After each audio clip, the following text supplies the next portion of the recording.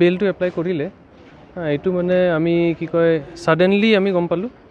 যে তেওঁ এৰেষ্ট হৈছে বুলি তেতিয়া আমি মানে আছিলোঁ সেইকাৰণে আমি মানে অৰেল সাবমিশন এটা দিলোঁ তাৰপিছত কোৰ্টে ভালকৈ চালে যোনটো মানে এৰেষ্ট হৈছে গ্ৰাউণ্ডছ অফ এৰেষ্ট সেইবিলাক চালে তাৰপিছত এতিয়া ফাইনেলি মানে এতিয়া 4টা মানত তেওঁক মানে বেলটো এলাউ কৰিছে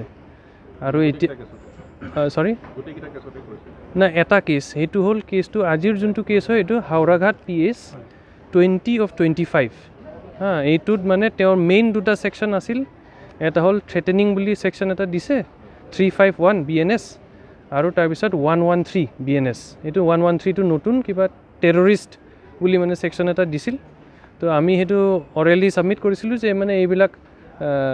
113 টো মানে এপ্লিকেবল নহয় বুলি